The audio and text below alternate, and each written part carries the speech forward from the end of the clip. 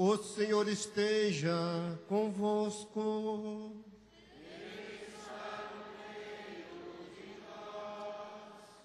Proclamação do Evangelho de Jesus Cristo segundo Mateus.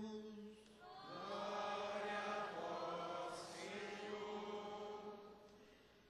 Naquele tempo, Jesus falou às multidões e a seus discípulos: os mestres da lei e os fariseus têm autoridade para interpretar a lei de Moisés. Por isso, deveis fazer e observar tudo o que eles dizem, mas não imiteis suas ações, pois eles falam e não praticam. Amarram pesados fardos e os colocam nos ombros dos outros, mas eles mesmos não estão dispostos a movê-los, nem sequer com um dedo. Fazem todas as suas ações só para ser vistos pelos outros.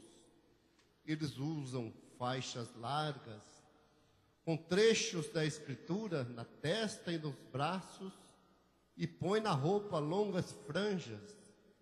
Gostam de lugar de honra nos banquetes e dos primeiros lugares nas sinagogas.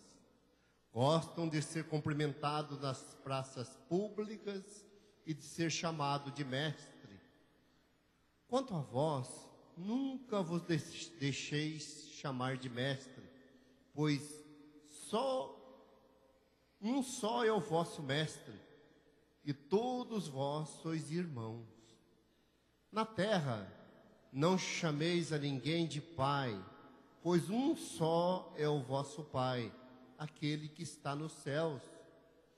Não deixeis que vos chame de guias, pois um só é o vosso guia, Cristo. Pelo contrário, o maior dentre vós deve ser aquele que vos serve. Quem se exaltar será humilhado, e quem se humilhar será exaltado. Palavra da salvação. Glória a vós, Senhor.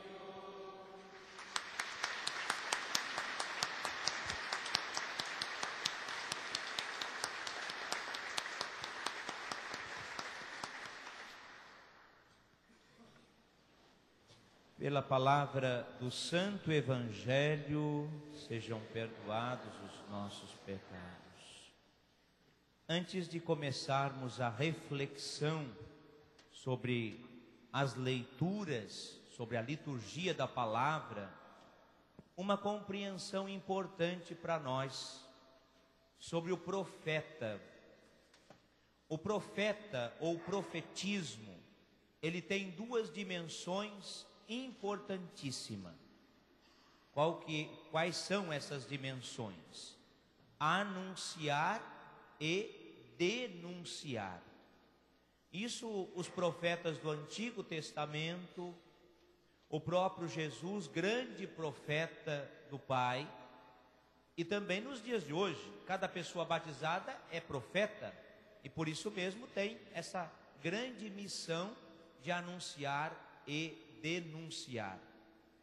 Compreendendo esta dimensão profética, nós vamos encontrar na liturgia de hoje, exatamente Malaquias, profeta do Antigo Testamento, São Paulo, profeta do Novo Testamento, e o próprio Jesus, que é o grande profeta.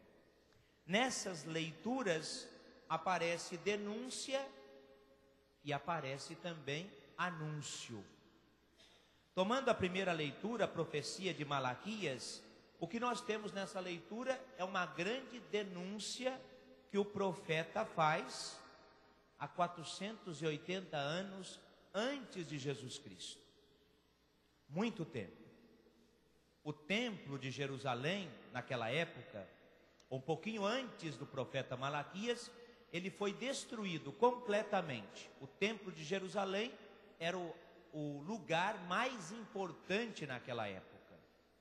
Na época do profeta Ageu e Zacarias, esse templo foi reconstruído.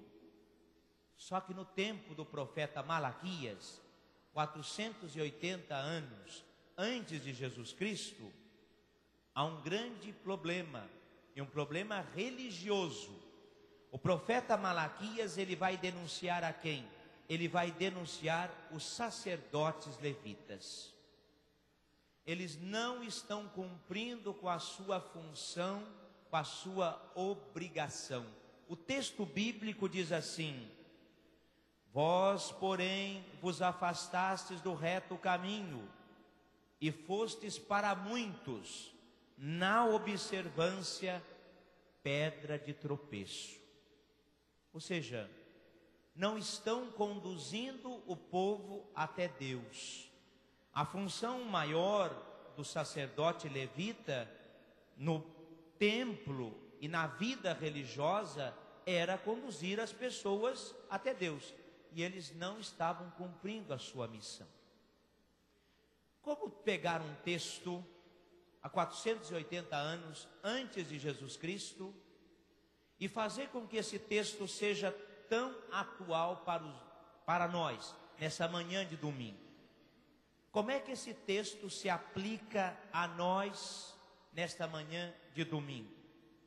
Há duas coisas que talvez seja mais importante na leitura, quando o próprio Deus vai dizer: se não quiserdes ouvir, está falando Deus para os sacerdotes levitas. Se não quiserdes ouvir, este verbo é muito importante, ouvir, escutar, e tomar a peito, glorificar o meu nome, diz o Senhor dos Exércitos, lançarei sobre vós maldição. Duas coisas importantes: ouvir e glorificar o nome do Senhor. Como é que podemos atualizar? Como é que essa palavra pode ser muito atual para a nossa vida? Primeiro, Deus fala, é claro, para os padres, bispos, para o próprio Papa, dizendo para nós que a nossa primeira função e missão é conduzir o povo até Deus. Nós conduzimos o povo até Deus por meio da palavra. Ou seja, seria desonestidade da nossa parte enquanto padre, se nós, na missa, lugar privilegiado de anunciar a palavra, falássemos de tudo menos da palavra. É como assim, obrigação do padre, é função do padre, na missa, conduzir o povo até Deus por meio da palavra. A leitura fala do testemunho, e também não diferente, a nossa missão enquanto padre é também testemunhar, e não só falar, não só pregar. São duas coisas difíceis, mas que é necessário viver: palavra, pregação e testemunho. Para o povo, para todos nós, na verdade, para mim e para vocês, qual é que é a denúncia que o profeta pode fazer nessa manhã de domingo? Escutar. Se não ouvirdes, você que veio à missa, não há dúvida nenhuma que você veio à missa para escutar a palavra. Você quer escutar a palavra. Você seria muito honesto com Deus ao sentar aí nesse banco, você abrir o seu coração e escutar a palavra. Você seria desonesto com Deus se você faz pouco caso para com a palavra. É claro que uma pessoa que vem à missa, uma pessoa que se dispõe a levantar logo de manhã e estar aqui, é porque ama a Deus e ama também a palavra. E com certeza abre o coração para escutar esta palavra. Depois o profeta diz: levar a peito, glorificar o nome do Senhor. Na missa, o que mais fazemos é exatamente isto: ouvir e glorificar o nome do Senhor. quando você também se dispõe a vir à missa, não há dúvida nenhuma que você glorifica a Deus com a sua vida. Você glorifica a Deus com o seu corpo, com os seus lábios, mas muito mais, você glorifica a Deus com a sua presença. Ao estar na igreja, ao estar numa capela, ao estar em qualquer lugar onde é celebrado a Eucaristia, você está glorificando a Deus, você está louvando a Deus. Então, para nós, vamos levar do profeta Malaquias esta grande mensagem, a necessidade de ouvirmos a Deus, não fechar os ouvidos e o coração, porque Deus está sempre falando. Pode correr o risco da gente dizer assim: nossa, eu não tenho escutado Deus, eu não tenho ouvido Deus. Deus está sempre falando, é preciso atenção da nossa parte. E depois, glorificar a Deus com a própria vida, todos os dias, todos os momentos, e de modo muito especial na celebração da Eucaristia. No Evangelho, o grande profeta Jesus, ele faz as duas coisas. Ele denuncia e ao mesmo tempo anuncia. O que ele denuncia? Os mestres da lei. Quem eram os mestres da lei? Eram pessoas ligadas à religião. Eram pessoas responsáveis por interpretar a lei de Moisés. E eram pessoas responsáveis por explicar para o povo e conduzir o povo numa verdadeira religião. Só que, para Jesus, os mestres da lei fazem o seguinte, versículo 3, uma única frase: eles falam e não praticam. Fizeram com que a religião se tornasse algo vazio, sem vida. E por isso Jesus vai dizer: olha, eles falam, mas eles não praticam. E aí Jesus anuncia para os discípulos e para nós uma coisa muito interessante a partir do versículo 8. Quanto a vós, e aí tem toda uma explicação. Quanto a vós, não deve ser assim. E aí eu queria que vocês tentassem entender a dinâmica de Jesus quando ele fala para os seus discípulos e para as multidões. Primeiro ele vai dizer assim: entre vós todos devem ser irmãos. Há uma dimensão comunitária por causa de Cristo e por causa de Deus Pai, que todos são irmãos.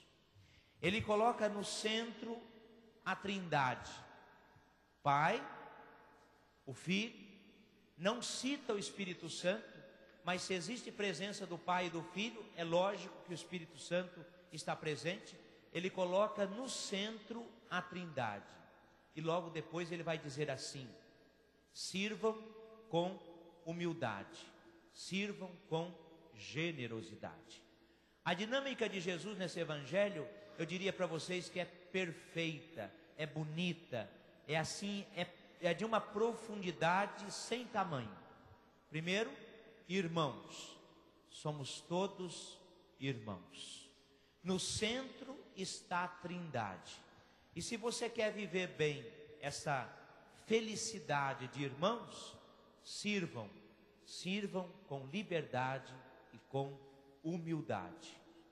Aqui está o caminho apresentado por Jesus para entendermos o último versículo do Evangelho. Quem se exaltar será humilhado, e quem se humilhar será exaltado. O que significa humilhação no contexto de pregação de Jesus? Humilhação significa servir a Deus. Jesus fez isso como ninguém. O que significa para nós humilhação? Não é ser humilhado pelas pessoas, não é nada disso. Humilhação significa servir com a alma e servir com o coração. Está falando isso dentro da comunidade. Na comunidade de irmãos, todos têm lugar para servir. O padre serve, os ministros extraordinários da comunhão servem, os diáconos servem.